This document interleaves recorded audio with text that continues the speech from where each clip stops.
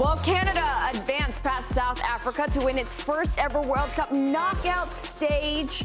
They got the victory to set up a rematch from the 2022 group stage against Morocco. It was Canada's first appearance at the tournament since 1986, and in the final match day in Group F back then, Morocco used 2 early goals to seal their spot as group winners to send Canada home once again without a single point. But things have gone a little differently this time around, you could definitely say. It's truly been a World Cup of firsts for Canada. They got their first World Cup win. It was their first time scoring 2 or more goals in a World Cup match. They made it to the knockout round for the first time ever in their history, and they have won their first ever knockout match. So because of all the success that Canada has had this time around, Benny, Jesse Marsch said, you know, this game against Morocco, it's kind of a free hit.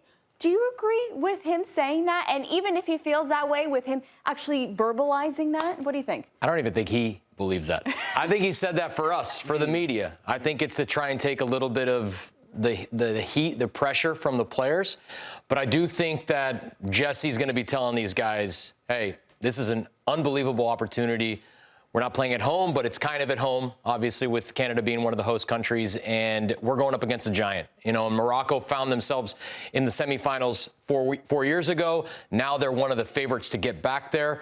I think this is a great opportunity for Canada to really showcase themselves and prove that they are at the global stage now. We talked about vibes with the U.S. and how high they are within U.S. soccer right now. I'd say the same for Canada. They are overjoyed with how they're playing right now, how far they've gotten in the competition. Vibes are high, and when you're feeling good, you're happy, your coach is saying pump up things, you head into a game like this with confidence to beat them, to beat a Morocco side that has been very impressive in this World Cup. Yeah, truly. All right, well, Benny, let's look at the lineups. Let's take a look at Canada first and how their projected lineup could be looking. I don't think, you know, not too much changes, and I have a question mark with Alphonso Davies being ready to play from the start, but it's the same back line that we've kind of seen in these last few games. There was a change here with Bombito coming in, and he performed pretty well. We got Tajon Buchanan on the right, who will provide that width and that one-on-one ability. And the question mark as well, we didn't see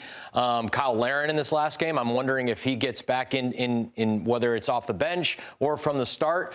But it's the team that we've kind of come to know with Canada, and the biggest question mark is number 19, Alphonso on the left. Yeah, well, I mean, what do you think will depend on whether or not Davies will end up starting in this one? Look, he's come in the last few, I think in the last game only, and I didn't think he looked like himself, right? He's still not fit enough to provide big time minutes. So he came in, I think it was 20, 30 minutes that he played in this last game, maybe a little bit more. But if he's willing, or if he's able to play from a physical standpoint, 45 plus, I think you start him and you try and get as much out of him as you can. But the real question mark is it Alphonso Davies? Is it the guy that we know, that we've seen at Bayern Munich, that we've seen last time at the World Cup as well? He doesn't seem to be exactly where he peaks, right, where he's playing at the highest level. So whether it's best to put Alphonso in from the start or bring him in off the bench, I think it's got to be an internal decision. I think it comes down to how fit he is in training. And there have been reports coming out of Canada's camp that he is really fit in training. He is performing well. Now, he hasn't played a lot, right? He came in the 75th minute in the round of 32. And prior to that, he hadn't played since March. So there is a questionable fitness, but you're also going up against a Moroccan side that just played 120. So you at least have that advantage over them heading into this one. I would argue that Alphonso Davies does give Canada the lift when he is on the pitch because of the stature of who he is as a player, the confidence he gives his teammates around him, his ability to come into a game and demand respect from the opposition, because in those 15 minutes we saw against South Africa, they changed how they played because Alphonso Davies was on the pitch. They respected him more. They double teamed him at times, which, as you know better than anyone, opens up the space for your teammates, and he commands that when he is on the pitch. I don't even think it matters if he starts or if he comes in maybe at half of this game, depending on how it goes. I think you would want him for the second half of the game, and depending how it goes into extra time, potentially penalties, that's when you want Alphonso Davies on the pitch. So, JayDee, let's look at this Moroccan side and how they'll be facing off. Lisa did make a good point. They played 120 minutes. They may be a little bit more tired than this Canadian side, but how could they be lining up? I mean, what I'm expecting them to do is, again, it's the middle part of the pitch where you want to see the overloads. I mean, we've already spoke and so much plaudits and given the flowers to Buhari throughout this whole show. And to be honest, he's kind of projected himself into superstar status and what he's done within this World Cup.